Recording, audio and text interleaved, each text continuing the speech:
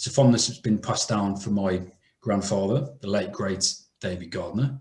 You'll see him in a second. And now he was very clued up when it came to ports. And believe it or not, he actually used to spread vintage port sediments on his toast. Used to love that. Now, his enthusiasm and passion for port, more specifically vintage port, was passed down to my father and is now with me. So, it really has a special place in our hearts at Nichols and Ports, Nichols and Perks even, Nichols and Port tonight. For me, there's no doubt that port offers exceptional value for money. And in terms of quality vintage port, specifically, can rival any wine produced anywhere in the world. So because of this, we're delighted to welcome Anthony and Tom Singleton. Now, our families have been working together for a very long time now, so it's a real pleasure to have you both with us this evening and to take us through some of the excellent wines of Graham's on the 200th anniversary. So how you doing, gentlemen? You okay? Yeah, really well. Thank you. Good. Callum. Good to see you. It's been 12 months since last time, we were saying earlier. Exactly. Yeah, we're starting the annual Symington Nichols and Perks tasting. Yeah, exactly. Good tradition. Good tradition. Thank you very much for having us and for everybody joining from across the country. It's really special. This is generally Tom and I have been really looking forward to this tasting for a while. It's one of our favourite tastings of the year, not least because Nichols and Perks actually even longer heritage than we do, but we've been working together, as Callum said, for various generations. And it's one of the special things about working in wine and family businesses, is you've got shared interests, and to be able to turn that into business and work together is just really special, and it makes it all worthwhile, really. We couldn't really think of a better partner for this Graham's 200th anniversary tasting, and even more so as you guys, the vintage ports from Nichols and Perks own cellars, so that's even better to be able to taste their wines. We'll kick off with a brief slideshow introduction to port. I know some of you, particularly Port Forum guys, have probably superior knowledge than both Tom and I, but not all of you maybe are quite so au fait with the intricacies of port. So we'll go through it. Please feel free to, I think if you send questions to Tim and Callum, they can shout them out to us. Heckle if you think we need to move on or go back. It should all be fun, and then we'll get on to the best part, which is the tasting, obviously. Graham's, as you saw in the video just now, which makes us all long for the Douro and hopefully being able to travel again next year, is a special brand, special port company that celebrates its 200th anniversary this year. We did have a whole raft of celebrations and tastings across the world lined up, but our friend COVID reared its head in mid-March and they were all cancelled, which was sad, but hopefully we can have a 202nd birthday, maybe. The 201st maybe looks a little bit up in the air at the moment. The flagship property of Graham's is Malvezes, around which that whole video was filmed, and we'll come on to it when we taste the wines, but it's really that is the cornerstone to the great vintage ports that Graham's has produced over the past 2 centuries. And so just to bear it in mind as we go. So ourselves, the Symington family, we've been making port since 1882, when our great-great-grandfather first arrived in the city of Oporto, aged 18. He got off a boat from Scotland. He was part of a large family, and there was an economic crisis at the time, and they were a Glaswegian family. And when he got to the age of 18, his parents said to him that sadly they couldn't afford to support him anymore, and unless he could get a job, he was going to have to do something for himself. He couldn't find a job, so he got on a boat, and lucky for us, he got off in Oporto. He actually started work initially at Graham's, quite low down in the company. He worked his way up, and then he left, where he joined Dow's and Worsport, before in 1970 our grandfathers bought Graham's back from the Graham family, who were predominantly a textile business at the time. So it was a nice sort of full circle of that. And then here we are today, celebrating their wines and proudly representing them. So I think I have control now. I've just mentioned a lot of this part, but yeah, we although obviously we're speaking English, we look very English. We are Portuguese. My grandmother is Portuguese from Lisbon, actually. Sadly, I didn't get her tanned or tanning genes in my skin, but this is home for us, and we're very proud to call the Douro Valley home. We're biased, but we generally believe it's one of the most beautiful regions in the world, and UNESCO actually, I think, agree with us. They made it a UNESCO World Heritage Site recently. So at the moment, a bit like with Cal, Nichols and Perks, we are currently members of the 4th and 5th generation. This rabble here in front of you, who work in the business. Bunch of basically our fathers and then mine and Tom's generation working together in various different parts of the business, which is really special. Coming from a relatively small town, we not only are we sort of colleagues and family, but we're also great friends. For example, 3 of us have been best men to each other, so it's not just for show. We really are very close and love working and living all together and near each other. We were amongst the founding families of the Premium Family Vinis. So just to give a background, it's a association that we're incredibly proud of being part of. So the Premium Family Vini, it's not a commercial association at all. It was a coming together of like-minded family-owned wineries in the early 90s, when ourselves, the Torres family from Spain and Antinori from Italy, joined. We knew each other obviously as family businesses working in the wine world did, and we came up against many of the same problems and challenges, and would often share insights and advice, whether that was in the market or even in production. And it was a lovely group to have, and slowly we've expanded, and we've now got 12 members. To be a member, you obviously have to be a family-owned winery and amongst the best in your respective regions. So we've got from the Mosel, Egon Müller, probably one of the finest white wine producers of the world, in my opinion. Then we've got Paul Roger from Champagne, the Duran family from Burgundy, Vega Sicilia from the Ribera del Duero, so just up the river from us, and Torres, obviously I mentioned, also from Spain, and Antinori. Then also from Italy, you've got Sassicaia, the Super Tuscans from Bulgari. 2 Bordeaux, the only region with 2 is Haut-Brion and Mouton Rothschild. And then finishing off with Hugel from Alsace and the Perrin family from Chateau Beaucastel. And I think I've covered 12 there. If I haven't, I apologize to the one that slipped my mind.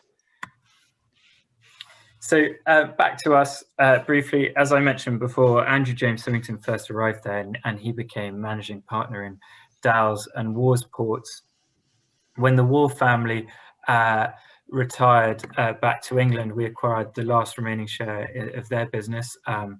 Bill War, one of the first MWs around, was my grandfather's best friend and a great man in the wine industry in the UK. He decided to move back to England and leave Oporto, and so we control both of those. And as we said, in 1970 we took on Graham's and more recently Coburn's. Each house has its own house style, which we're really proud to maintain and keep going. So we think it's very important for them to sort of stand up and be cornerstones of how they have been throughout history. Over the last 20 years, we've also expanded into table wine, dry wines. It's remarkable, but actually until the early 90s, it was illegal to produce table wine within the Douro Valley. you had to leave the appellation controls in which to do so. But in that time, we've partnered with the Prats family from Bordeaux, and we make some of our own as well. Although today we're focusing on port, so maybe that's the discussion for another tasting. So getting on to the Douro, and Tom will come into this in more detail, but the Douro Valley, which this is a rudimentary map you can see here, but is about 100 miles inland from the coast, from the city of Oporto. So Porto, despite being in Portugal, it is a very wet place. It probably rains about as much as Manchester, although at different times of the year we get a lot in the winter and less so in the summer, whereas I think in Manchester it's kind of all year round. But as a result, it's not an ideal place to make wine. However, on the border of the Douro Valley, so about 100 miles inland, you've got a range of mountains called the Mourão, which are incredibly high. To put it into context, they're higher than Ben Nevis, about 3,500 meters. They block all that Atlantic weather, and then you've got the rain shadow effect on the other side. And the further east or upriver you go, the drier and the hotter it gets. So the Douro Valley is one of the driest and hottest wine producing regions in the world, perfectly suited for producing port wine with its incredible concentration and complexity. As you can see, these dots on the map are where our quintas are, and we're proud to be the largest vineyard holders in the Douro, and that's really important to us because we have complete control of the whole vegetative cycle of the vine, choosing when to prune, how to treat the vineyards, how to farm it, to be able to produce the best possible quality of fruit that you wouldn't necessarily be able to do if you didn't own your own vineyards. The secret to surviving for 138 years, I'm sure Nichols and Perks could tell us, share similar comments as us, but number one is prioritizing quality. No matter how good your marketing or your spiel is, if the quality of the liquid in the bottle isn't there, you don't have any legs to stand on. And so for us, our number one overriding factor is to prioritize quality. Thinking long term, unlike multinationals who have to respond to their shareholders every year to pay dividends, etc., we can think long term. We can make decisions to reinvest all of a year's profits long term in order to think for the next generation, really. So we're just really get holders of the business until the next generation come along, rather than owners, I would say. And that's a really important thing for family businesses. And that comes into this part of looking after our land. The Douro Valley, as I mentioned, is one of the driest and hottest wine producing regions in the world. And it's really important for us to farm sustainably and with a policy of minimum intervention. They talk about a global limit of a 2-degree temperature increase over the next few decades. And if we overgo that 2 degrees, the world itself will be in a huge problem. In the Douro Valley, we're already looking at breaching that 2 degrees mark way before most of the rest of the world. And so global warming and climate change is a serious issue for us, and actually threatens not only our livelihood, but also that of everyone in the Douro who we live alongside and worked alongside for a few hundred years. And that resonates with supporting the community. It's something we take very seriously. It's quite a remote and a poor area of the country, and one that the government doesn't necessarily always respond to. So one of the ways we do that is for local remote villages, we donate an ambulance every year, which also works obviously in emergencies, but also in non-emergency times as a sort of almost a taxi service, free taxi service, taking vulnerable elderly people to appointments in the local doctors where they couldn't get to otherwise. And as all of those are just suggest, adapting to constant new realities. Tom will now take into the more technical side of the winemaking. Sorry, I should have mentioned beforehand, Tom and I do work together very closely. Tom is actually also one of the 2 winemakers in our family, working with our uncle Charles, who's head winemaker. So any of the technical details, over to Tom. Yeah, thanks for the introduction. So yeah, I studied in Montpellier, studied viticulture and enology, and since then I've worked in a couple of regions around the world, and I've done quite a few harvests back at home now. So I'll take you through the viticulture and the winemaking side in the Douro. So we farm one of the largest areas of mountain vineyard. In fact, the Douro holds about 60% of the world's mountain vineyard. And this, despite, I mean, the advantage of this is you're surrounded by an absolutely sort of beautiful topography, but it is really challenging terrain to be farming on. Whether that's really labor intensive, whether it's you can't quite sort of keep up with the mechanization of mainland farming. So it's something really challenging, but at the same time, these steep slopes really allow, particularly for port wines as well, the grapes to get some serious, and the vines to get some serious exposure to the sun to create these really concentrated wines. So we're the oldest demarcated and delineated wine region in the world. So we were delineated in 1756 by the Prime Minister of Portugal of the time, who is called Marquês de Pombal. Funnily enough, he demarcated the Douro region as a region, but also a tiny little region of about 15 hectares, about 300 kilometers south, which just so happened to be his own private vineyard. So it's quite an interesting little fact. There is a vineyard down just outside of Lisbon that can actually produce port. So yeah, the Douro is classified as was classified as a UNESCO World Heritage Site in 2001. This was classified for its beauty, and this was to sort of protect the culture, the nature, and the topography, I guess. There's around 46,000 hectares under vine, much of it steep and terraced vineyards. So our terroir, I suppose you could characterize our terroir by steep terrace slopes, very dry schist soils, and then this almost juxtaposition between really cold winters and then really hot and dry summers. Really our vines are the majority of vines in the Douro are indigenous vines, and they've evolved over thousands of years to be able to tolerate these conditions in the Douro. So some of the things that they've evolved to have are these really small bunches and actually quite small berries that any winemaker would get quite excited about, because it leads the way for that concentration, to be able to have a really sort of high skin to juice ratio, and therefore structure, color, and obviously quality.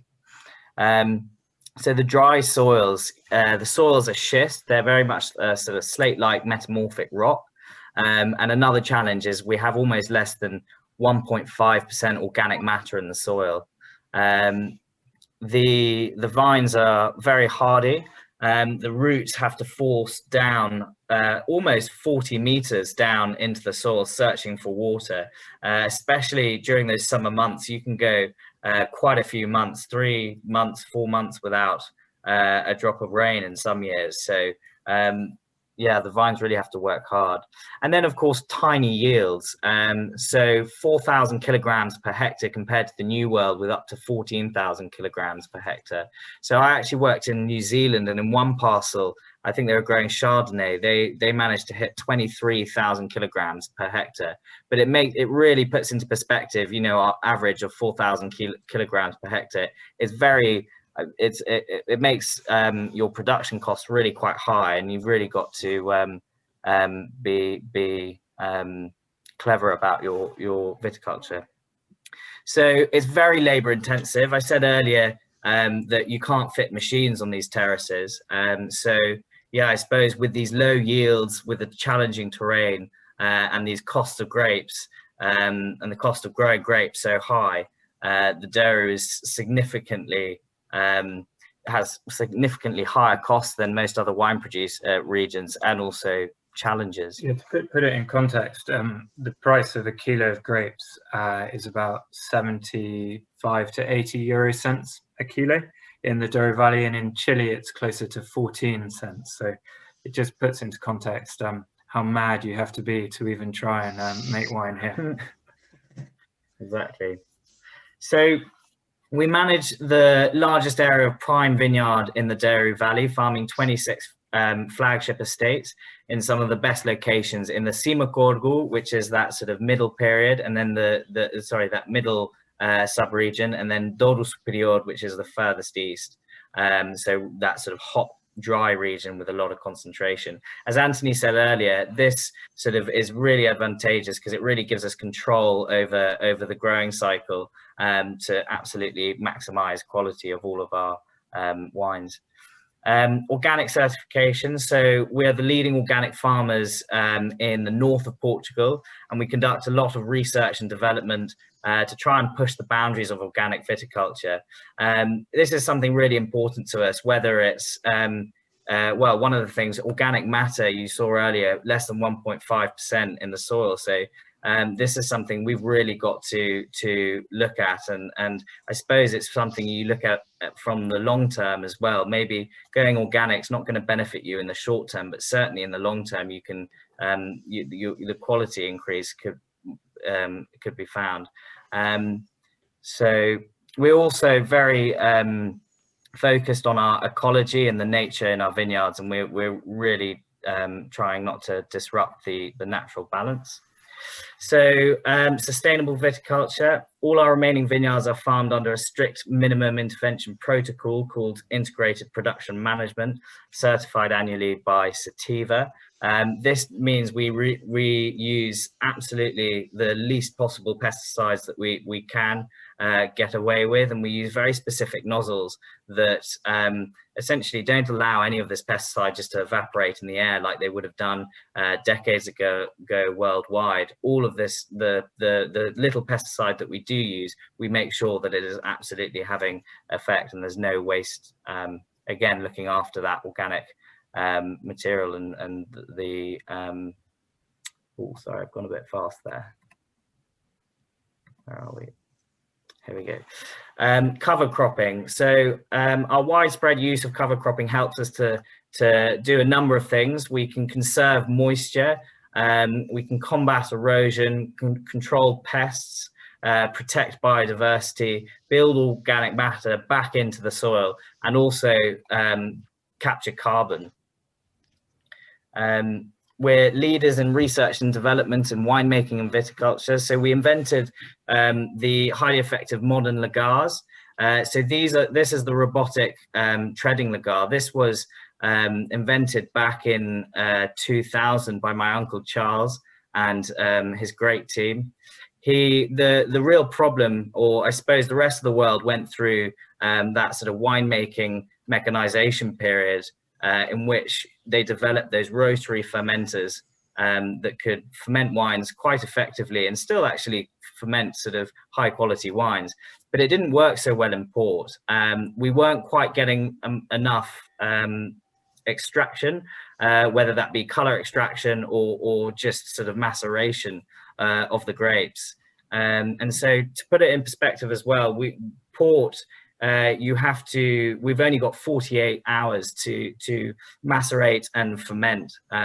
So yeah, foot treading, the original way of treading port, the traditional way, was to tread in these shallow, square, sorry, excuse me. So yeah, with a normal red wine, you would have about 2 weeks of fermentation for all the color, tannin, flavors to come out of the skins. Whereas with port, as Tom was saying, because we fortify it by adding brandy after about 48 hours. Exactly. That stops the fermentation. So we've got a very short window to extract all this amazing, all the profile really for the wine. Exactly, and traditionally they were trod by human foot. So we'd have about 20 people in each lagar. And the human foot is perfect for treading grapes because as it treads the grape, it doesn't quite break the skin. And so this robotic lagar essentially mimics that treading process. At the bottom of each of these chambers that you might see, I'll point them out on the screen here. There's a silicon pad that is the exact same density as a human foot. So it can crush the grape, but doesn't quite crush the skin, the seed, and release those sort of bitter tannins. So this was a way that we could sort of combat that and get that extraction and be able to produce these wines that have enough color, that have enough extraction there, that to produce wines that are still able to have that aging potential, I suppose. There are also a couple of other benefits with the old traditional stone lagar tanks. Temperature control is very difficult. You know, in the Douro it can be 40 degrees in harvest, and you don't want the fermentation to be too hot. There's a chemical reaction. That means it happens too quickly and can be quite dangerous. By having a double-walled stainless steel tank, you can control the temperature much easier. Exactly. To have a perfectly steady fermentation, which delivers a more controlled environment and a better quality wine at the end. Humans, we're social creatures, and we tend to congregate in the middle, whereas the machines don't have that option, so that the whole lagar will be evenly treaded, which are good. And hygiene, obviously, as it wasn't necessarily front of mind in the 1800s and early 1900s, but it's much easier to keep your winery clean like this. So we've got 3 grape variety libraries. So each grape variety library is in a different area in the Douro, so that we can compare against them.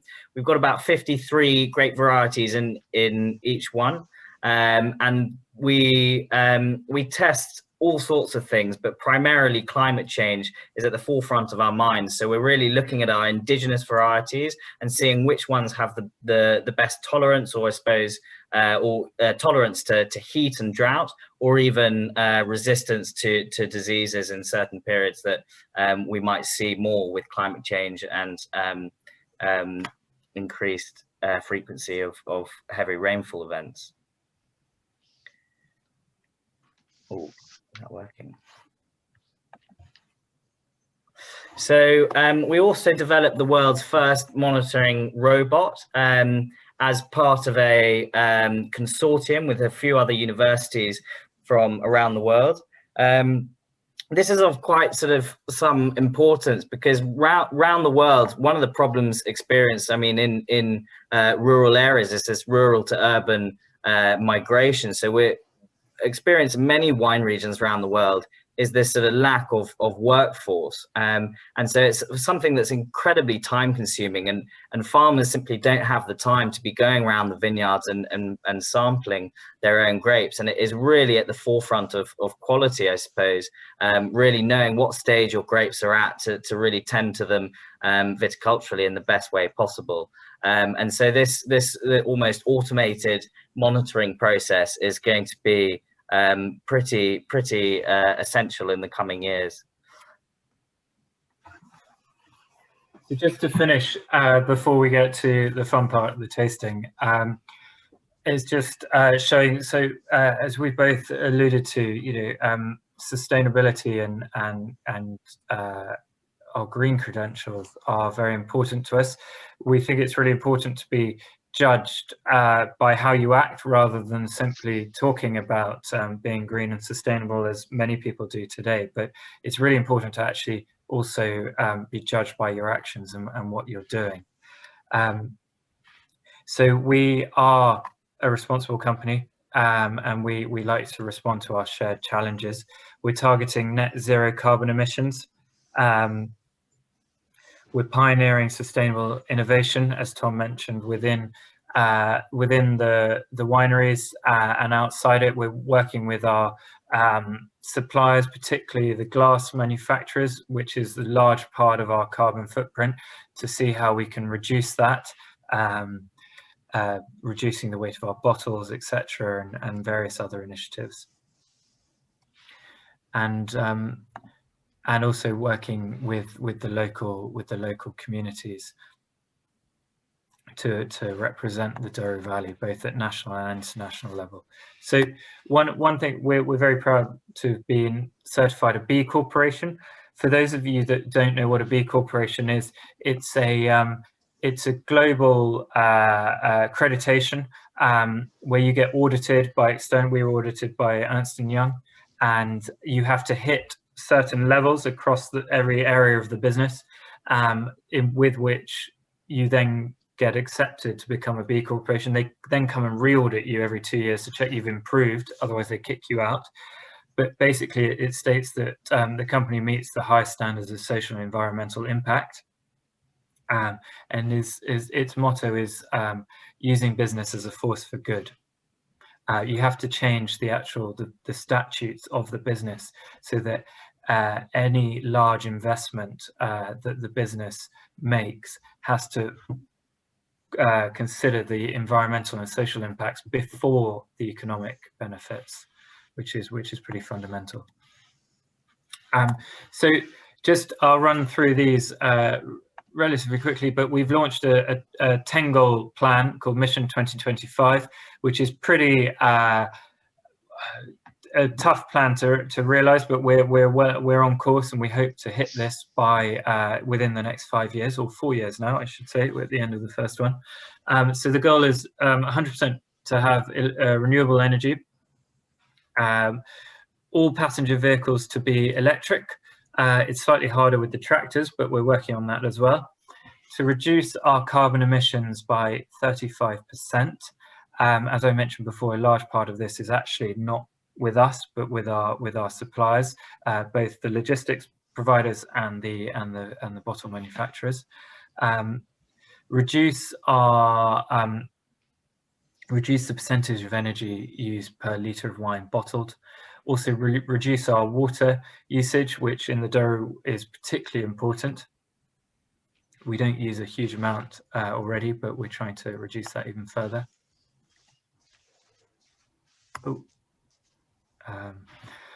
Support the biodiversity system. So as Tom mentioned, it sounds different, but we work with the local university on a bird of prey rehabilitation project.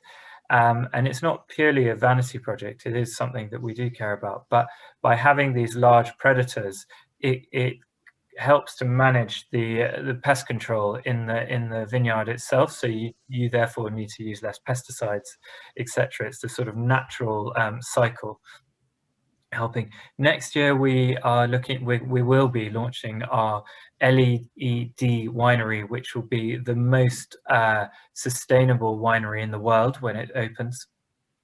We've got a volunteering scheme. During COVID, rather than everybody going on furlough, as many businesses did, particularly in our tourism centres, which obviously were closed, our tour guides actually are up in the Douro, ringing up elderly, vulnerable people, checking how they are, doing their shopping for them, and also letting the local police and health services know where these people are and how they're getting on. And others were on the beaches removing plastic that had washed up on the beaches. We launched a social and environmental impact fund last year, which in year one we put €1 million into. And number 10, we are certified a B Corporation. The Impact Fund I've just mentioned, and we joined with Jackson Family Estates, who I know Nichols and Poets, you did a tasting with a couple of weeks ago, and Torres family from Spain, who launched the International Wineries for Climate Action, which is sort of a call to arms for wineries. You know, not just ourselves, but many of the wine regions of the world are on the areas. One of the reasons grapes are grown is because other agriculture isn't possible in these regions. Often because they're dry and poor soils. So wine regions in many parts of the world are on the edge of where agriculture is possible and will be the first ones to not be viable anymore if the current situation continues. And last but not least, Charles, who Tom's got a lot to live up to, who's our head winemaker and our uncle, is the quality of the liquid in the bottle. We're incredibly lucky that with Charles we've got one of the best winemakers in the world. Every person will stand up and represent their winery and tell you that they have the best wines, but we genuinely other people do this for us. Charles is one of the most accoladed winemakers of his generation, producing 41 wines. This is just by the Wine Spectator, scored at 95 points or above over the last 20 years, which is a remarkable achievement by anyone's standard. Just not only that high quality, but that consistently high quality across the board. So we're very lucky to have Charles leading our winemaking team. So that you'll probably be glad is the end of the presentation and of Tom and I droning on, and we can move on to the tasting itself. We'll just give back control to Tim and then go into it. So yeah, I suppose we'll be tasting two categories of port. We'll be tasting tawny port and vintage port. So I'll just introduce the tawny ports, just to get an idea as to how they're made and how they age and the difference between these two. So tawny ports, the main difference really, ruby ports tend to be sort of dark and very fruit driven, quite structured and tannic. Whereas tawny ports are quite different, and the biggest difference here is they're going to be clear, they're going to be slightly caramelly, and as they age, they're going to get more concentrated. So why is this? Well, tawny ports age in cask, they age in wood, 550 litre barrels. So we actually call them pipes or port pipes. And as they age, there's three main things happen. One is the wine, as our grandfathers would have probably called, it falls bright. So this means the sediment is slowly falling to the bottom of the barrel, and the barrel is then racked. So the sediment is removed every year. So this allows for that wine, for the sediment to disappear and the wine to sort of start becoming a lot clearer and slowly lighter over the first sort of 10, 20, 30 years. The second thing is evaporation. So the wines will evaporate at quite some rate as well. A 10-year-old, for example, will have evaporated about 20%. A 20-year-old will have evaporated about 35%, and a 44%, and a 40-year-old 50%. So they really concentrate down over the years. And the last thing is the oxidation. So the barrels, the wood itself is obviously porous, and so very slow oxidation goes slowly through the barrel at such a small level that it's a very sort of steady process. And this allows for those really caramelly, toffee aromas to come up as sort of the compounds like sotolons and lactones are formed. So one thing I should say as well, that these ports are aged in Villanova de Gaia, which is right on the coast of the Atlantic. So they're fermented up in the Douro, but they're transported down to Porto or Villanova de Gaia, where they age. And they've been doing this for centuries for one reason, really. That's the Atlantic coast. It brings these sort of fresh breezes and keeps the temperature cool and steady all year round, which is really the key point about for quality aging. There are two things I should mention. The tawny ports, there are two really key arts. The first art is the art of cooperage. Coopering is really important to us, and we're actually the last port producers to still cooper our own barrels.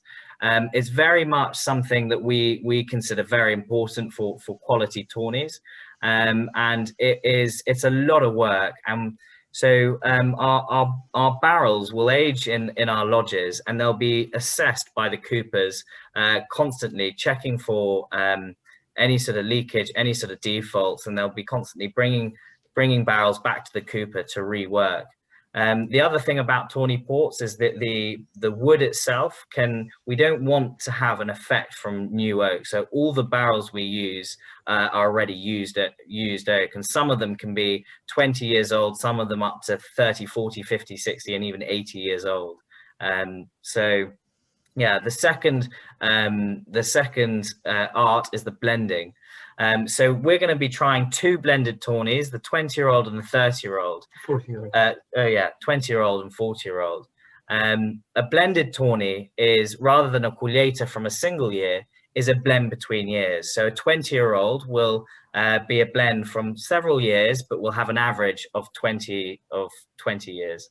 And I suppose the objective here is to blend between lots of casks to achieve this almost house and consistent style throughout the years. So despite the vintage characteristics, the climate giving you quite a lot of variability year on year, what your objective here is to blend together to have a consistent house style.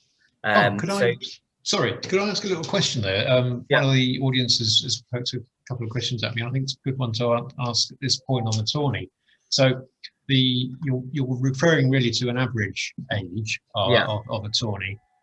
So what would you say would be the oldest component in, say, a 40-year-old Tawny? That's a difficult question. When it comes to the 10-year-old, we tend to vary by about 2 years, but when we're up at the 40-year-old, we can use a really large array of wines. I don't know if you know the exact. I don't. I know, for example, that a few years ago we were using wines in our 40-year-old that were made in the early 1920s. Gosh. So you're having some really old, incredibly concentrated wines in there. Wow. Would you, and the part 2 question from the same person asked it, would you consider trying to have a Tawny port that's got a nominal age of more than 40 years, given the amount of evaporation that you've got to endure?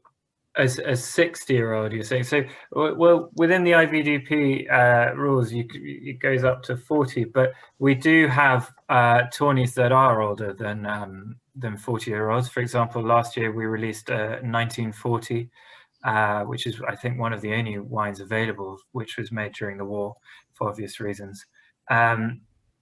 As Tom was saying, the age Tawnies are an average blend of to an average of 20 or 40 years, etc. Every year the component parts that made up this year's blend will be different to next year, because those individual parts have all aged and all evolved slightly differently, so you need to keep changing them every year.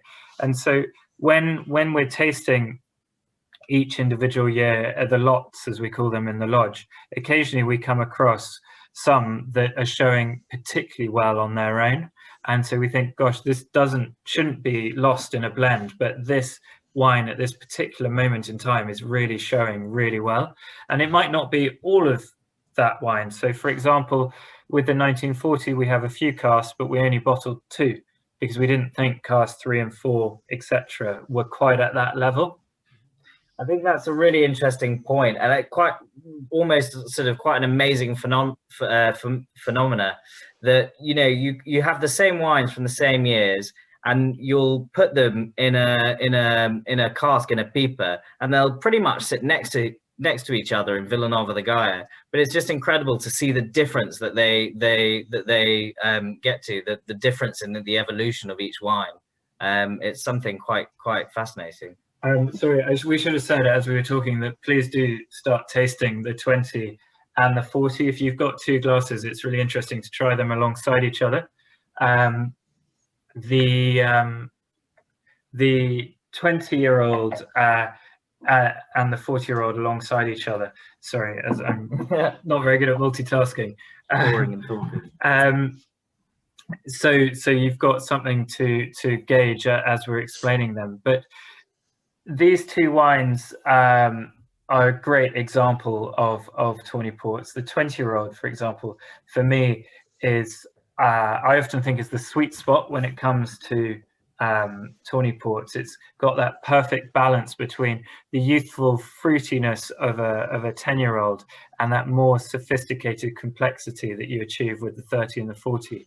It's got lovely sort of dried fig, almost like a honeyed note, honeycomb, and what is key for us, at least with Graham's, is that that freshness with the acidity, which with what you I think one of the main things that you need to get a balance of is the sweetness, the fruit characteristics, and the acidity. If you didn't have that acidity, it could be quite flabby, but this just cuts through the rest and keeps that really long finish in your mouth. Yeah, I was going to ask you that actually. What for you? I know it's subjective. What is the kind of optimum age or average age for a tawny? I don't know if Tom and I even agree on this, but for me personally, I love all tawny port, but as a go-to, it is probably the 20, which as I said, it has that perfect balance. Would you agree?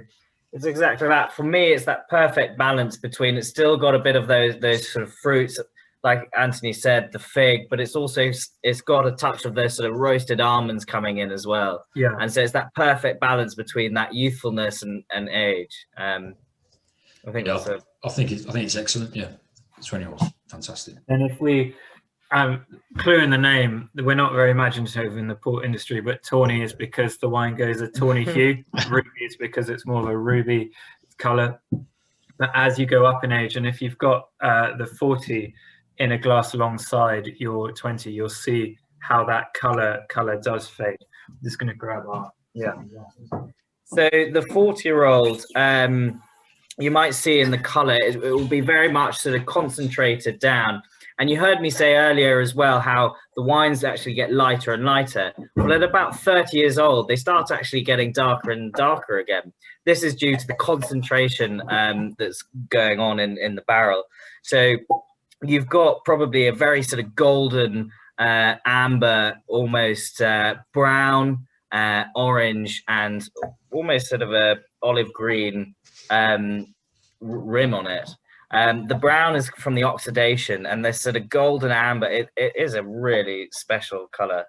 We don't often drink this, to be honest. No, we're not normally allowed really special. Be our guest. Wow. Exactly. It's only when people such as yourselves invite us to talk about them that we're allowed to taste them. They're too special otherwise. It's incredibly complex. So just to think about the amount of sort of blending components that would have gone into this, like Anthony said, the variation of wines that make this single 40-year-old up is pretty incredible. So on the nose, you'll probably be getting sort of a lot of marmalade and caramel, that sort of toffee, really sort of deep aromas, maybe some chocolate cocoa, maybe some tobacco, some coffee, almost salted toffee, salted caramel, but more toffee-like, and raisins. It's amazing, and you can really see that taste of sort of complexity here that you get from that evaporation, or as which Tom was talking about, or angel's share, which people sometimes call it. And you can tell, like, the angels are thirsty. I mean, to be honest, if this is what I was given as an angel, I'd be quite happy. But to lose close to 50, just over 50% of the liquid by the time you get here is incredible. And we've already spoken about how low our yields are in the dough. And then to lose even more as you're aging the tawnies, it really is a labor of love. I think if you were a consultancy asked to review a business plan for someone and they explain to you exactly how it works in the dairy, they'd tell you you're crazy and probably belong in a looney bin rather than running a business. Well, I'm glad that you continue, because it's fabulous. Somebody's asked if there is an attempt to keep a house style between Graham's Tawny and vintage ports compared to the other Symington controlled brands. So yeah, with the tawnies, Graham's tends to have a slightly more aged profile. So despite it, on the bottle when it says 10 years old, 20 years old, you don't actually have to hit exactly on that 10 years old. It's give or take a year or two, and we tend to have a couple more years of age on the wine, so that you have a little bit more of those sort of toasted aromas, something maybe slightly more complex. And yeah, I suppose a little bit more concentrated as well. And then, yeah, do you want to do the vintage? Yeah, sure. And Dow's, for example, Dow's signature is a long, dry finish, sort of a spicy, peppery note to it. Whereas Wars is a bit more elegant, bit more aromatic. It's the highest its flagship Quinta is the highest in altitude, so it's got that added altitude, bringing that freshness to it. So yeah, that's the basic between the styles, really. Yeah. So we can, if anybody has any questions, just do shout. Probably easier to ask Callum or Tim rather than ourselves, because we can't always see them as they come up on our screen. But going from tawny to vintage, which is a key difference in terms of if you're thinking of premium ports. Vintage port is the pinnacle of port, really. It's the sort of the big name. It's one of the pillars of fine wine. We only make vintage port in exceptional years, which are on average about 3 times a decade. Unlike some other regions where they declare year in, year out, for us, it really has to hit those really high quality levels for us to consider declaring a vintage port. And much of that, as with farmers basically growing grapes, is down to the weather conditions of a particular year. There are years in which, as the Douro Valley is a very long, it's about sort of 100 miles long, and with a winding river with many different, and it's mountainous. So throughout the valley, there are a lot of microclimates, and it might rain. For example, one of our quintas, Bonfim and Malvedus, the flagship Graham's quinta, are on a map only a few kilometers away from each other, but that's across various valleys, and we can have a downpour or a hailstorm at one and not even a drop of rain at the other. So vintage ports, yeah, whilst we make them in only the very best years, in those other years, unless it's been terrible, something like 1993, we still do make a certain amount of vintage quality wine. So the best vineyard sites in the best quintas, if the weather has been kind, will still produce top quality wine in those years, and that we call a single quinta. So that would be probably a single quinta is more what you would call a terroir driven version of vintage port, made in smaller quantities and only from a specific quinta, almost like a monopole in Burgundy, and that would exhibit many more of that individual quinta's characteristics, whereas a vintage port, only made when the quality is sort of uniform across the valley, is choosing, it's almost like a sort of a super blend. So Graham's has 4 main quintas, Malvedus obviously at the center, and then you've got Vila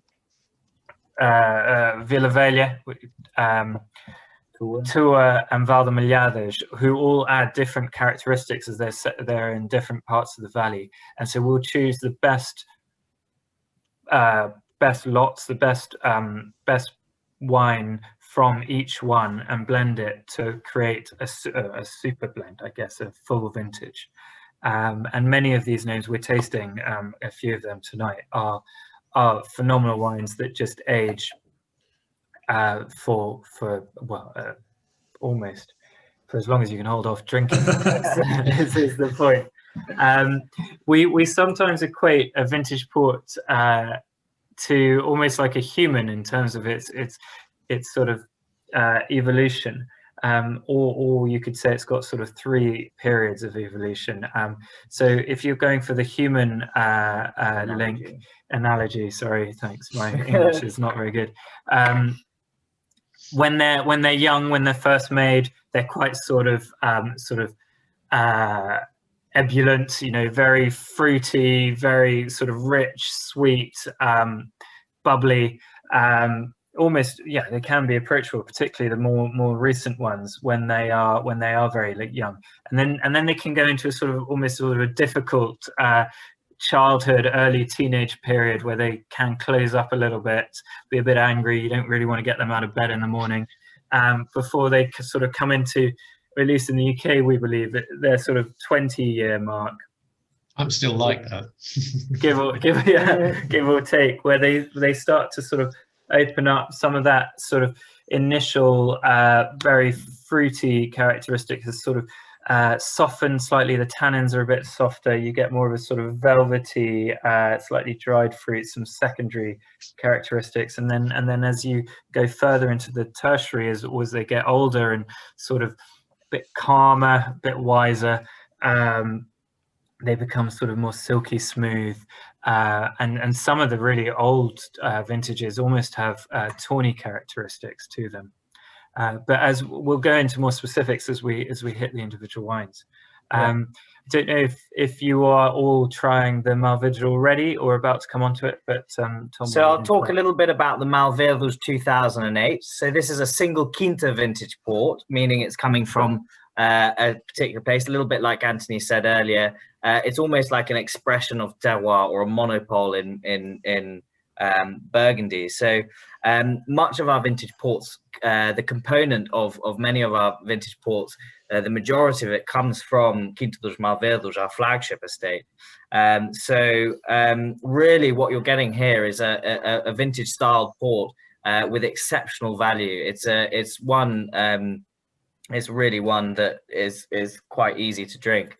And it's also, single quintas tend to be a little bit, their aging tends to be a little bit accelerated. So they sort of reach that drinking point a little bit quicker, I suppose.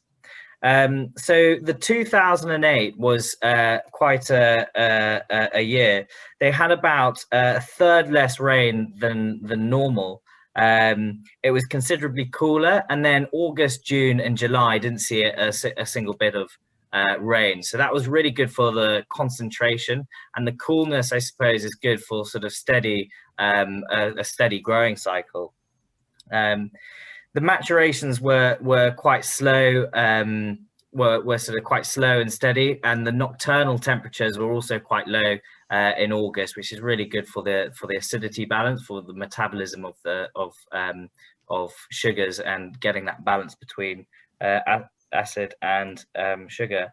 Our head winemaker, so my uncle Charles, wrote in that year that the low yields in Touriga Nacional, 800 grams per vine, allowed for perfect levels of ripening to be achieved, and this variety excelled and has produced the best wines of the vintage. So there is certainly a thing where Touriga Nacional does very well in cooler conditions, and that's why we plant a lot of our Touriga Nacional high up and also with a north or northeast exposure. It seems to do really well, and particularly sort of highlights that sort of violet, those floral characteristics. So if you're to look at your wine, it's going to be a young or a youngish, I suppose, almost 12 years, 10 years in bottle vintage port. So it will have a very sort of opaque, almost crimson core. And then if you swirl it round, you'll see on the rim quite a deep reddish color. So yeah, I suppose everybody will find different things in their wine, but typically this Touriga Nacional is going to give quite a bit of floral aromas and roses in particular for this one. And yeah, I suppose a lot of black fruit. It's still young, so quite a fruity wine, and maybe a little bit of licorice on the palate. So yeah. Well, one of the things that I should have mentioned when we went into vintage port is that one of the key, obviously the tawnies are made in the blending room. They age in barrel, whereas vintage port ages in bottle, and that's a key difference. So whilst the tawny can oxidize lightly as it's aging, the vintage port does not have that contact with the air, and so is very much more driven by those primary fruit characteristics. It's also unfiltered, so there's still a sediment in the bottle, which helps the wine to continue its evolution. Whereas, for example, if you were to buy a tawny port, once it's bottled, it's not going to carry on evolving in bottle. So we've done that aging for you. Whereas a vintage port can age continually in bottles, and that's why you should decant it before serving. For those that don't know, decanting is very easy. You just stand the bottle upright for about half an hour before you want to decant. So let all the sediment join together and fall down to the bottom of the bottle, and then pour it very carefully through a fine mesh, a muslin, into a funnel, into a decanter or jug. And it's easy. I mean, if you don't have muslin, you can use any variety of thing. My uncle always thinks that M&S tights are much more cost effective and readily available than muslin. I'll remember that next time we've got to do some decanting. We had our cousin's wedding up in Scotland a couple of years ago, and obviously you can't be a Symington and get married without having vintage port. Because it was up in Scotland, we all got up there, everything was there, the wine was there, and we came to decant the morning of the wedding, and suddenly realised we didn't have any muslin or anything that would work. So we wandered around trying to find stuff. We stole my granny's tights, clean tights, chopped them up with scissors, divvied them out, and then we were all in a line decanting until all hell broke loose when she realised what we'd done. And we got a bit of a bollocking, but the wine was phenomenal. What port was it at the wedding? Somebody's asked. It was Rob. It was his birth year, so it was 83. Okay, and what was the technical question here? What Dernier nylons were they? I don't know that. I don't even understand what that word means. It means that what fineness of mesh. I mean, I'm not an expert on stockings myself, I have to add, but it's to do with the density of the material. I think it was slightly. I'll let you ask my grandmother yourself. You're a braver man than I am. Okay. Actually, on somebody's also asked a question, which I think I'll combine. Rob Hurley is unable to be with us in sort of reality today, but he's going to hook in tomorrow with the recording and have a virtual tasting. But he did post a question earlier on, and he asks. To him, the 2000 still feels about 10 years from where he likes vintage port to be. And with the more recent vintages and continual improvement, there's a sort of belief that vintage port is more approachable earlier, but surely time is still needed to deliver the full pleasure of a vintage port. So is there more clonal focus going forward, and will field blends diminish? And if I can just park that very slightly to one side, there's another question from Dom this evening, saying, having mentioned testing the grape varieties which can withstand imminent effects of global warming, as these varieties begin to dominate the vineyard, what flavour profiles will these grapes give the future wines of the Jura? So there's a kind of combined question there.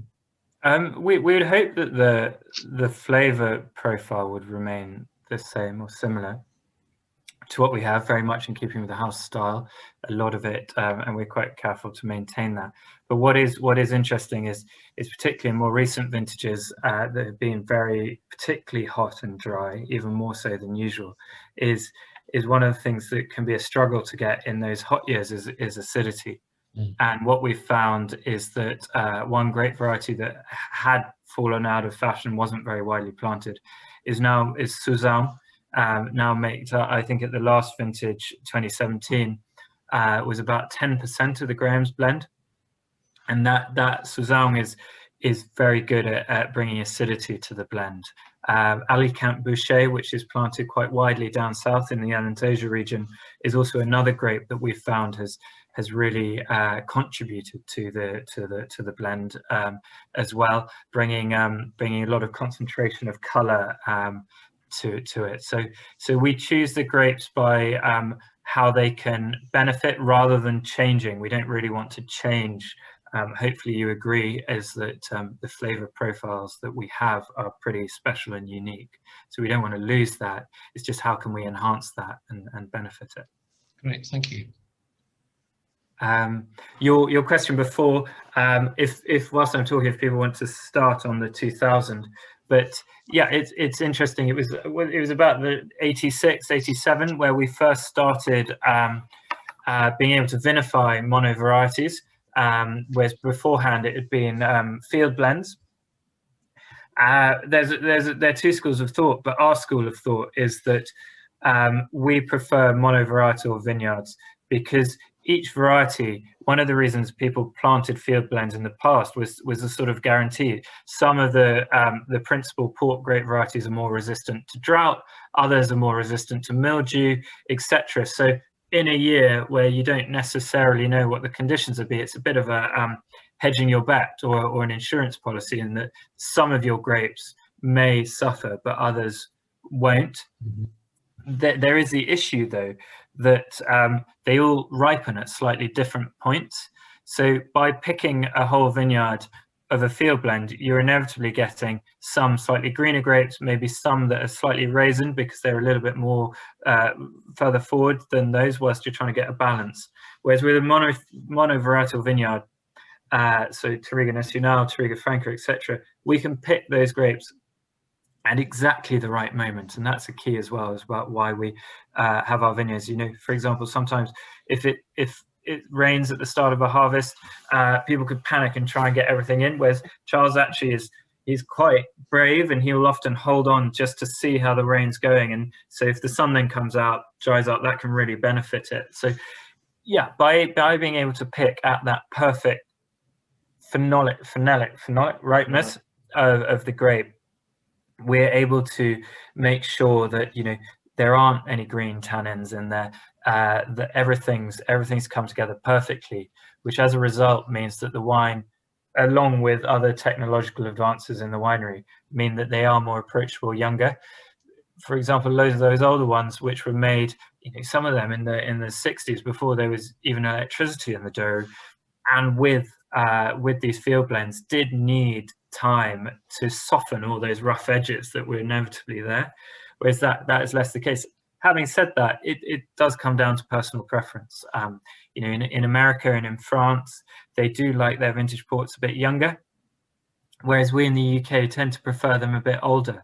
So if that is your personal palate, and one of the wonderful things about food and wine is we all have our own palates, and nobody should ever tell you what you should or shouldn't like, is that the 2000, I think, at the moment is tasting beautifully. Actually, it's incredibly fresh still and vibrant. It's got this wonderful sort of bright cherry, almost like a minty note, which is the Malvezouge signature, actually. But for some, you might prefer, you might think it's still a bit fruity. Others think it's perfect. Yeah, there isn't a right or a wrong, really. Sorry, very long answer, but in short, yes, younger, more recent vintages are more approachable younger. I think to me, the 2000, I mean, it's impressive, but it's super concentrated, quite dense. I mean, we talk about longevity and stuff like that. Would you give this another 10 years really before you go to it, or like you say, you could go at it now and almost what I'd probably do, I'd buy a case, have a couple of bottles now and over the next couple of years, and then a couple of bottles in 10, 15 years time. Good answer. That's our advice, folks. How do you actually rate the 2000 then? Because I know there was a wine critic who tasted this when it was, you know, first bottled, very young, and he said it was the best young vintage port he'd ever tasted. Actually, said there was similarities and it could potentially eclipse the 1948. I mean, do you see it going that way, being at that level? Or? Yeah, it's a really interesting wine. So when we get on to the next two, they're very different because their weather years were different. So 2000 was quite an even year. It was a very low yield, very small crop, because there was a lot of rain during the flowering in May, which damaged a lot of the flowers, and so the crop was low. But then the summer wasn't particularly hot. It was so it allowed the grapes to really evenly ripen. There was no heat spikes, no baking, which gave the wines, when they first came into the winery, an incredible aromatic profile. And that was one of the things that Charles wrote when he, I just read his comment, when the wines first started coming into the Malvezouge winery, was wonderfully aromatic muss. It's been many years since so many of the quality indicators have been present together all in one year. Often you get some of them, but not all. And those are namely the excellent fruit quality, high sugar readings, ideal weather throughout the picking, there was no rain, very low yields, as I mentioned, and a really strong purple color apparent right from the beginning. You didn't need to have much treading in order to extract it, and a great low juice to skin ratio, allowing more of that contact. So yeah, it's different in style. It's maybe more of an aromatic, more of an elegant year in comparison to others. So notably the 2003, which was a very hot year. And so, yeah, I'd agree with you, Callum. I really like this wine. I think it's quite delicate. But also very vibrant. It's definitely got character to it. And will be interesting to see how it evolves further. It's interesting that this was the first year that we used those robotic lagards that Tom mentioned earlier. So a third of the wine in this was made by robotic lagarde. We didn't want to do all of it. We didn't quite know how they'd come out, but it's worked incredibly well. And now all of our Graham's vintage port is made by robotic lagarde, and we think that the quality of wine that we're able to make with them, and not that you should ever go on the scores alone, but the scores do reflect this, is that the quality of port that we're making with these robotic lagards is second to none. Can I ask what capacity the robotic lagards are compared with the classic? I mean, are they the same sort of size? Well, we've got lots of different size lagards, particularly at Vesuvio. You have some micro ones and bigger ones. Depends on also the yield of an individual year, but the average capacity is between 10 and 14 tons of grapes to make a full lagar. That it's hard to then transfer that exactly through to liters.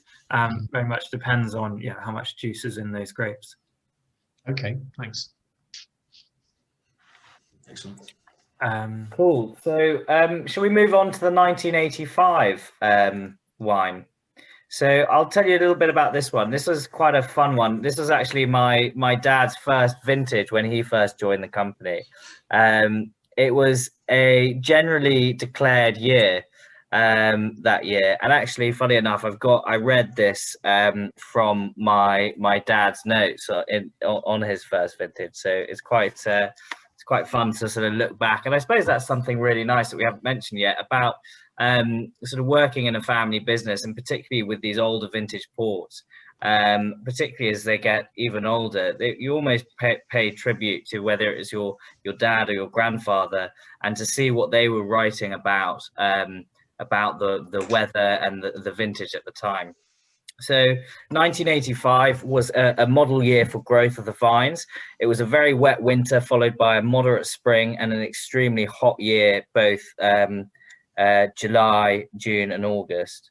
So despite it being a model year, this is something that Anthony's grandfather actually wrote in April. He was a little bit worried, and he wrote down, "It rained throughout this cold and wintry Easter weekend. Vines now 2 weeks behindhand. Snow reported from Serra da Estrela." So around this period, you don't really want too much rain coming in, and certainly not too much cold weather, because you're gonna stunt the growth cycle a little bit, and you could be getting disease as well, especially at this early stage of berry development. You're almost quite vulnerable.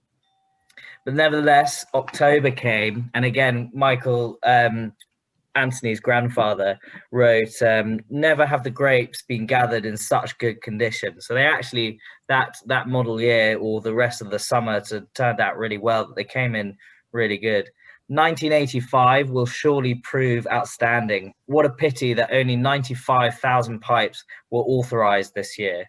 All in all, we have every reason to be extremely pleased with the 1985 vintage, which has undoubtedly produced well above average throughout the region. He's probably being a little bit pessimistic with that well above average comment. 85, as we all know, is one of the best vintages from that decade. Yeah, so exactly, it's very much one of those classics. I suppose it will produce a wine that's still quite concentrated and rich, some good depth, and probably again quite a few of those violet aromas will be coming through. Quite an elegant and sophisticated wine at this point, with I suppose almost 40 years of age. Yeah, I think the aromatics are amazing. I mean, at this point for me, it's almost kind of Burgundy-esque on the nose, you know, that kind of floral aspect, like the violets and stuff like that. And I think for me, the Graham's 85 is the pick of the whole vintage. Interesting. It's interesting you say that about the Burgundy association. It's not, when you think of vintage port, it's not the natural it's the opposite parallel to draw, but it's true. It just shows that, you know, what is often considered these sort of really robust masculine wines are actually can be really delicate and nuanced in their own ways. Picking up on that point, Anthony, somebody has asked regarding food and wine pairing, other than the obvious matches of cheese and chocolate, are there any sort of hints or particular preferences that you would recommend with pairing some of these wines? Yeah, so Tawny Ports, well, the 40-year-old you can sort of have it on its own. It almost doesn't need to be paired. There's a famous cigar sommelier in London who believes that Tawny is the perfect pairing for cigars over whiskey or cognac, for example. But in terms of food, Tawny I think is one of the most versatile pudding or dessert wines out there, going from, you know, anything from simple vanilla ice cream to sort of creme brulees. It's got the acidity and the sweetness allows it, almond tart, exactly, allow it to sort of cut through that and match. Chocolate does work. Chocolate you'd normally associate more with a sort of a ruby style, but chocolate also works very well with Tawny. Interestingly, a couple of people pair Tawny, particularly the 20-year-old, with foie gras,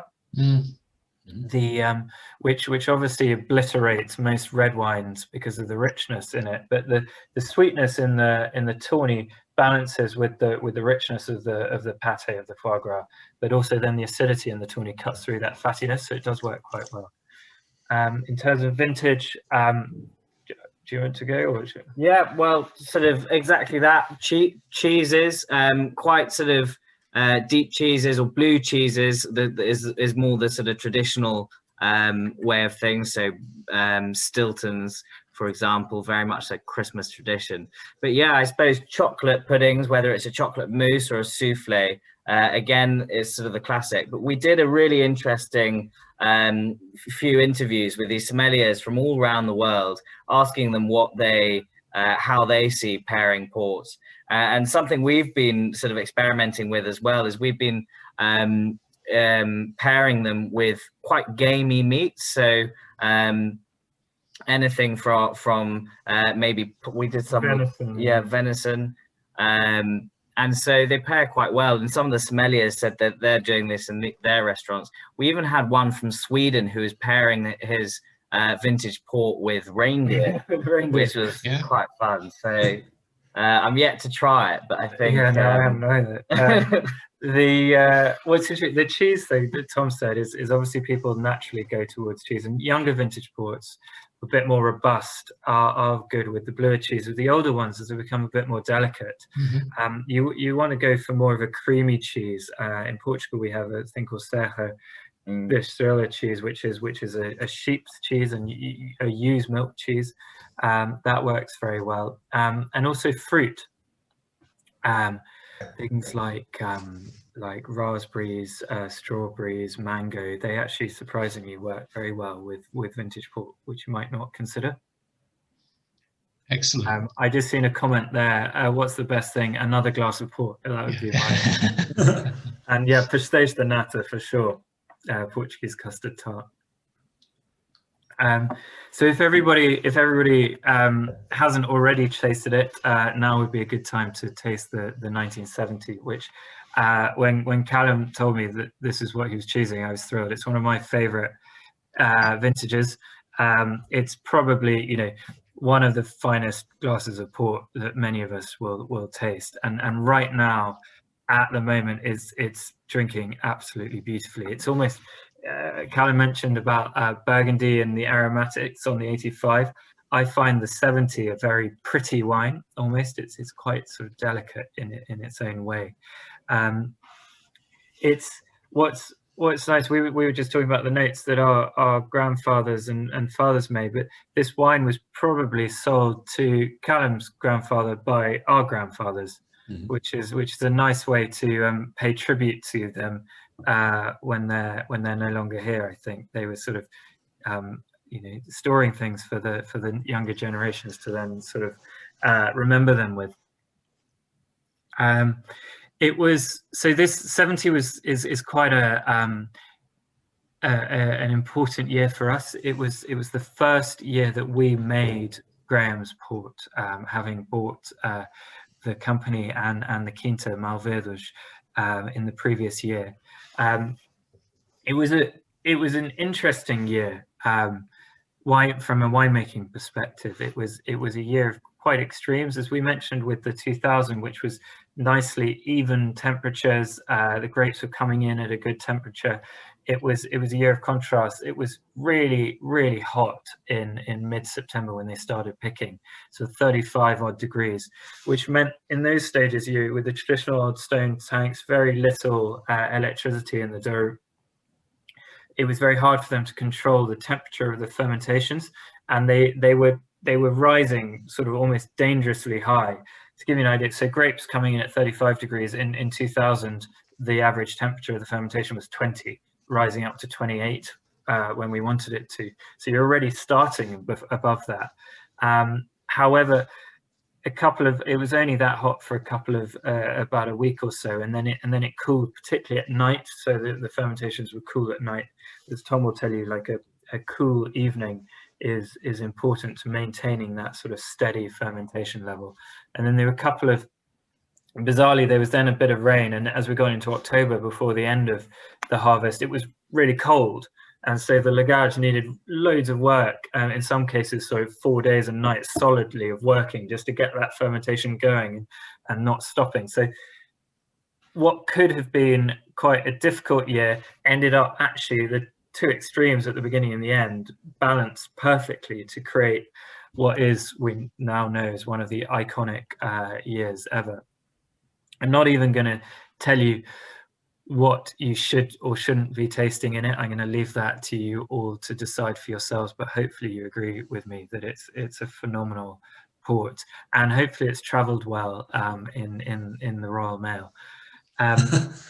Actually, just a very quick point on that. Yeah, we think they have travelled well. For the vintage ports, we squirted some argon in before sealing them up, just to hopefully maintain that little bit of extra freshness. Because as we know, when vintage port is opened, it starts to sort of go off the cliff a little bit after a couple of days. So we hope that everyone's enjoying them as freshly much as they came out of the bottle. Yeah, definitely. Tim, yeah, I'm certainly happy with my sample. You talk about kind of delicacy, Anthony, and I really get that in this wine. You get the freshness. It's very elegant, almost not necessarily feminine, but which you wouldn't necessarily associate with Graham's, to be fair, probably more so. No, definitely, you're right there. You talk about the kind of balance, and I find it, harmonious and just effortless. I think it's in a great place. Yeah, I agree with you. I think when I decanted a bottle, I was immediately struck by the aromas coming out of it, and just the first thing that struck my mind tasting it was it's a really pretty wine, which I think it mirrors what you say. Just going what Tim said, vintage port, once you've decanted it, 2 or 3 days, if it lasts that long in your house, before it's oxidized too long. A tawny port you can keep open for up to a month, really, again, if it lasts that long, particularly if you keep it in the fridge. We recommend serving tawnies lightly chilled vintages at room temperature, unless it's particularly hot, in which case, for example, if you're opening a bottle in the summer, chill it down. When people say room temperature, they're usually talking about before we had central heating, when houses were sort of 18 degrees, not the sort of beyond 20 that we now have nowadays. My brother-in-law, he almost gave me a heart attack when I first went to his house, and he got out a bottle of wine, not port, and put it next to the fire before pulling the cork. I said, "What are you doing? You're destroying it. You're cooking it." He had no idea. He also thought I was talking a load of bollocks, but hopefully he's come around now. just last, not to bore you guys too much, but it's quite nice. Just a note that was written by James Symington, who died last week. Actually, it was our two grandfathers and James who were managing the business at the time, and when they bought Graham's, and they made this wine. And James died last week, so it's quite a nice tribute to him to just read his note that he wrote. He's like, "It is unlikely that the early high temperatures proved to have been dangerously high, and very likely that the 1970 proves to be quite outstandingly good. The color is exceptional, and they have plenty of body. Everyone is delighted." So yeah, as with the other one, a relatively sort of low-key note, but just I thought it was nice to read it at this time. Brilliant. Good. That's fabulous. Yeah, great way to finish. So yeah, I'd like to finish on just saying what an excellent tasting, and thanking both you guys for taking the time to come and see us and sharing your insight into the Symington range and, you know, specifically Graham. So thank you very much. It was a real pleasure. Well, thank you, Jenny, from both of us. Yeah, thank you for having us. Thank you for having us. It's a pleasure. Yeah, I wasn't lying when I said we've both been really looking forward to this tasting for a while. Hopefully next year we can do it in person. Maybe we do a blend in person and online or something. Yeah, good idea. But yeah, thank you, and thank you everybody for watching, and Callum and Tim for sorting the samples and getting them to everybody. It's yeah, it's been great. Happy Christmas, everyone. Thank you, and happy Christmas to everyone else. I think finally, I think one of the things that we've learned this evening is it's wonderful to have the heritage and the tradition, but it's equally good to have that vision of the future. You know, really, I'm so impressed with the wide-ranging and imaginative initiatives that you guys are taking and establishing, which you know, you're spearheading, I think, the movement certainly in your part of the world, and it's a fabulous example to be setting while still hanging on to those great traditions of making fabulous wine. So thank you very much. Well, thank you. Yeah, I mean, we've got incredible heritage through our grandparents and parents, but yeah, I think you've always got to look forward. You can't just sit still, otherwise you won't continue to create that for the next generation. Yeah. Okay. Well, on that rather splendid note, I think we'll gently bring this to. We should probably say, if anybody particularly enjoyed any of the wines, I'm sure they're available for purchase through a reputable wine merchant. You beat me to it. We do have some stocks. I think.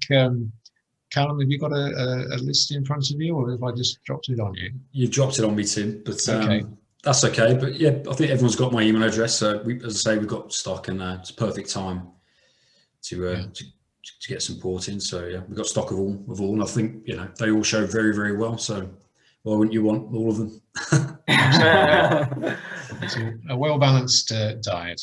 Yeah, Tim, should we open it up then to see if there's a few questions from the participants? And yeah, let's have a little look at this. I think I can. If you'd like to unmute yourself, if you're hanging around, you'd be more than welcome. Otherwise, I'll work through it and do it for you.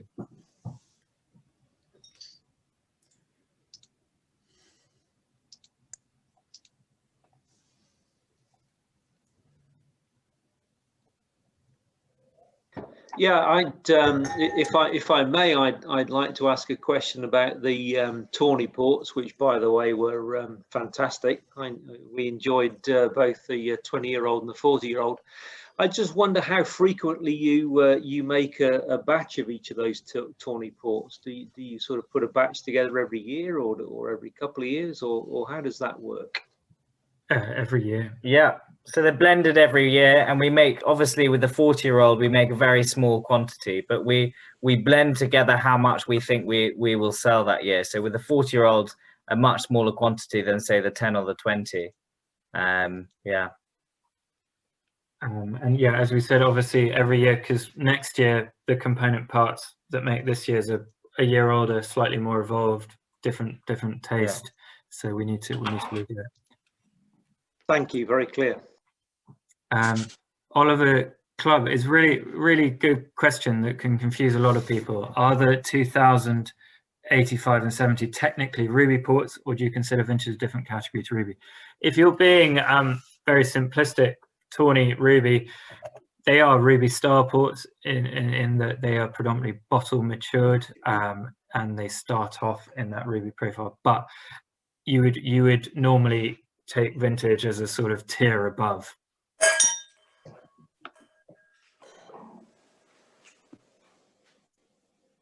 Can I ask a question? If global warming continues as you expect it to do, will you actually need to fortify port to get the sort of alcohol levels that we associate with vintage ports in the future? Because you're seeing even Burgundies hitting 14.5%, and many other wines from other parts of the world hitting 15 or more. I've forgotten off the top of my head what something like the 1970 would be, but it's probably, I don't know, what, 15, 16. I mean, what's the point of fortifying in an age of global warming? That's quite a good question. So actually, ports tend to be about 20%, and we should have probably explained this at the beginning. How you ferment port, they tend to be around 20%, and so it'd be quite, you'd have to have a really high sugar level to sort of ferment all the way through until 20%. So I mean, your high alcohol wines get sort of probably as high as 17, 18 at max. But they're dry. But they're dry. So what we should have explained actually earlier was the fermentation of port. So we ferment the lagar about 3/5 of the way through, and then we add aguardiente at that point. The reason for doing this is we kill off the yeast, and so that we don't ferment the port dry, and we keep the natural grape sugars, which is what makes port sweet. So that's something really key there. We wouldn't be able to get that sort of 20% or even 18% without fermenting port dry. Yeah. Thank you. I've just seen another question. You can use Coravin on vintage port.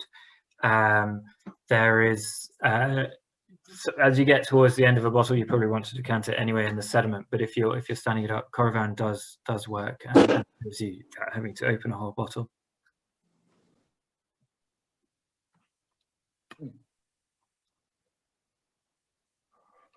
A rather different area. You did say in your introduction that Symingtons were doing white wines as well. Do you do a style of Vino Verde? We don't do Vino Verde yet. We do one of our Douro white wines is I suppose similar in style. It's very aromatic, fresh, zingy. It's called Altano, and it's made from grapes grown at the top of the hills where it's cooler. It's a sort of fresh style of wine, but no from the Douro Valley. From the Douro Valley, no actual Vino Verde. The only other area which we've recently branched out into is the Alentejo, which a couple of years ago we started making wine in as well. Thank you. I've got my 3 left. Mark's asked an interesting question. He personally has always preferred the 1966 and the 48 ahead of the 70 and the 63. So do you have a preference, Anthony and Tom, with the 70 versus the 66? And where does the 70 sit in the hierarchy of the older vintages? It's a very personal thing, I guess.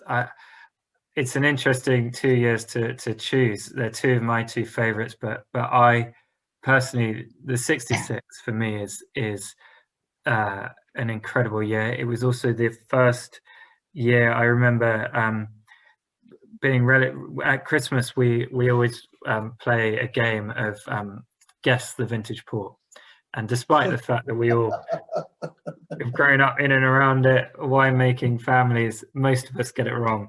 But I do remember the 66 when I was about 10 or something, that being my sort of realization, wow, I get vintage port now. And it just really kind of spoke to me. And so for that reason, I'm probably side with the 66. Tom? And it was also a great year for England in football. There is that. Everything tasted better from that year. I haven't actually tried the 66 yet, so still yet one to tick off the list. But the 70 was a pretty classic year. And yeah, I guess I've only got one option, so the 70.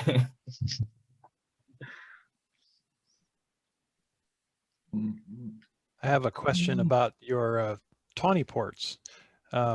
You mentioned that the 1940 you only bottled a couple of the casks, and that the rest you felt were better for blending, and that these two were specifically good for Colheita's.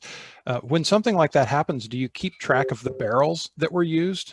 In other words, is there a barrel performance metric that you use to track the barrels and reuse them for Colheita's, or are barrels just barrels? Yeah. So not necessarily. We obviously know the age of the barrel and how much usage the barrel has had. So that's a really important point. The more the barrel has been used, almost the better. Obviously, because of what we were speaking about earlier in terms of you don't want the effect of wood seeping into the wine. It's very much about the oxidation and the evaporation. So we know the age of the wine. We know the age of the barrel. We don't necessarily think that barrel's done an incredible job on this wine. So it's more about the wine itself and the chemical component, the chemical components within the wine and how they evolve.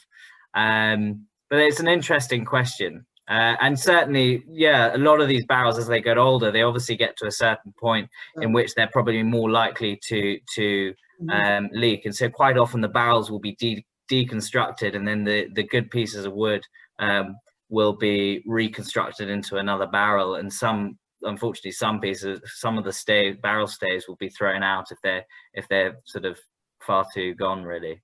But interesting question. I've got a question, guys. A couple of months ago, I was interested and surprised to hear that the Taylor Fladgate partnership, they will be declaring 2018 as a vintage port. So it'll be 16, 17 and 18 for those guys, which I believe has never been done before. What's your stance on this? Will you be declaring for 18? So we haven't declared 2018. We declared some single Quinta wines from that year. We felt that it was a bit of a varied year weather-wise. Lower down the valley, there was a lot of rain in June, which actually damaged a lot of the vineyards, and so we didn't feel that the quality was quite uniform across the whole valley. But in individual plots, there was some exceptional wine made. So, for example, Vesuvio and Dao's Senhora da Ribeira, we launched on Primeur this year. Very small quantity of each, only less than 1,000 cases actually. But yeah, so we didn't feel that it was quite up to the level of the previous 2 years, but in individual parts there was some good wine. I think another point as well is that Anthony actually mentioned earlier, the 2016 vintage port was was obviously declared, and the 2017s came along, and the quality was just outstanding and were really quite high. And it took probably quite a lot to realize, right, we have to declare this because we can't let this vintage go and not declare it. So the 2017 was the first back-to-back vintage in 200, is it 200? Ever in our family history. Ever. So it really showed the quality of the 2017s. And the 2018s would really have to be something above that. So vintage ports, many of you will know, are declared sort of 2 or 3 times a decade. And what we're trying to do is keep that not so much rarity, but very sort of high standard and small quantities, really selecting the berries to the very top wines that we can possibly produce. And it's very much a quality focused game. Yeah. Tom, Anthony, related to that, I could have asked you this any time, I guess, but I was curious as to what your favorite Malvados vintage might be. over the years and the reasons why? I can answer that. I tried. So normally one thinks of the Malvédages as evolving quicker and drinking younger, and so you don't normally think of the older ones. But it's sort of the secret in the port industry that you can get incredible value in these single quintas. In the summer, luckily we were up in the Douro Valley, and my uncle, who's just retired and clearly has too much fun, was playing one of these games of trying to make us guess the vintage port, and none of us got it. And it was because it wasn't a full vintage; it was a Malvédages 65. It was incredible. Oh it was. I thought it was like it was similar in profile to the 66. It was really, really good, and yeah, it just shows that these wines are capable of aging almost like as well as the full vintages. That's incredible. I've never had a Malvédages quite so old, but my sister, she wasn't born in a classic vintage declaration. She was born in 92, and so quite often we'll have 92 at her, whether it's a birthday or some sort of special event. And it's something quite cool to see how it's evolved, and especially, as we said, the single quintas tend to evolve a little bit more rapidly, I suppose. It's showing really, really well at the moment, but it's certainly one of those ports that I've managed to sort of drink quite a bit of as the years have gone by. So it's one of those ports that I've been able to actually watch quite closely to see how it evolves in bottle. Really cool. I'm eyeing up the 82 for my 40th, which isn't yet, by the way, but it's not too far away. The 82 is drinking really nicely as well. Thank you.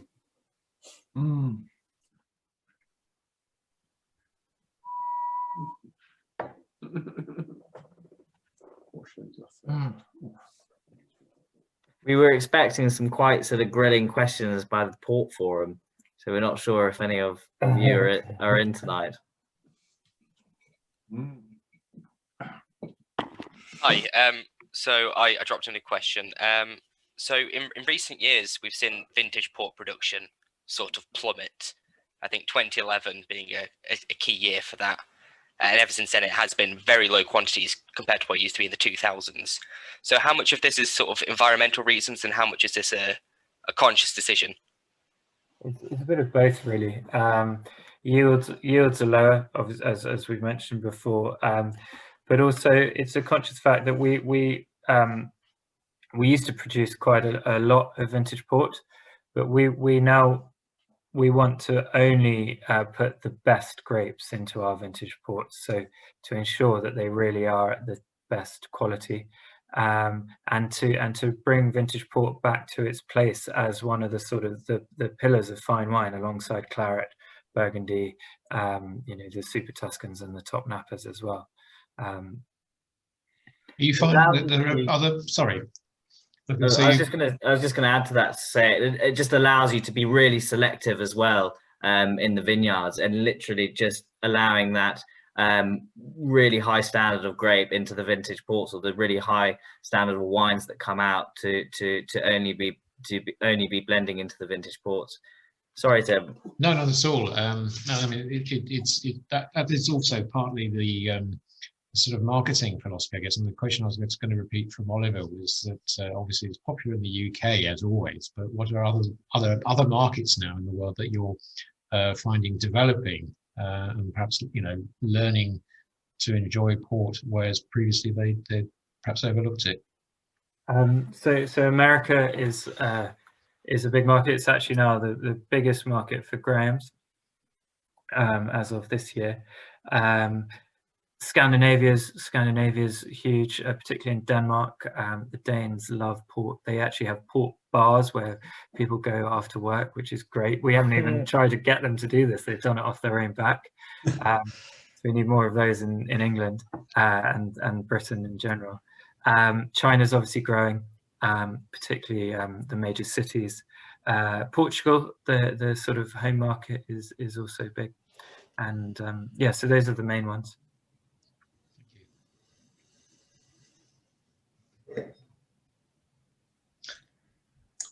if I may.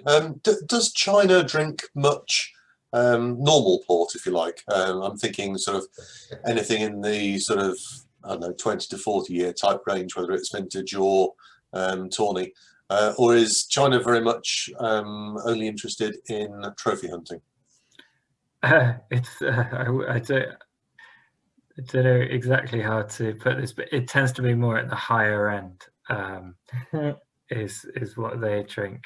A lot of it is in the on-trade in restaurants though, so not entirely trophy hunting. But yeah, it's more at the higher end of the scale.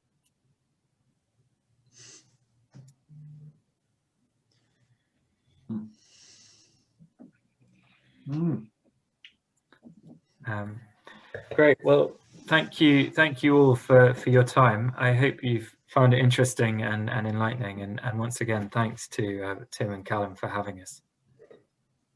Well, cheers, Anthony. Cheers, Tom. It's been a pleasure. Cheers, guys. Genuinely, it's been a real pleasure, and we'll have to do this again either virtually or in person before too long. So we'll look forward to hooking up with you one way or another. Any time. Yeah, really, we both enjoy it, and great to be working alongside each other for so long. Great stuff. Well, on that, thanks very much, guys. Thanks. Bye, guys. Take care. Take care. Guys. Everybody. Merry Christmas. Merry Christmas. Cheers, guys. Good night.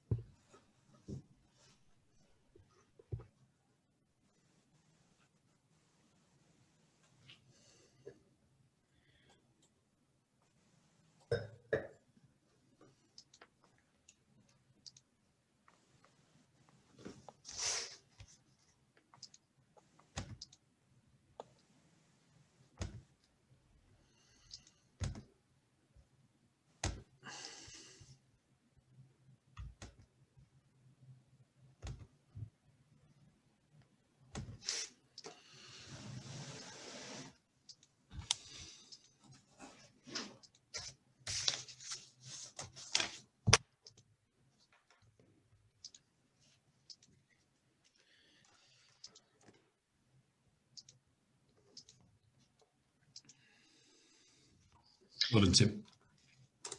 Good. Okay, I think that's everybody out. Yeah, fabulous.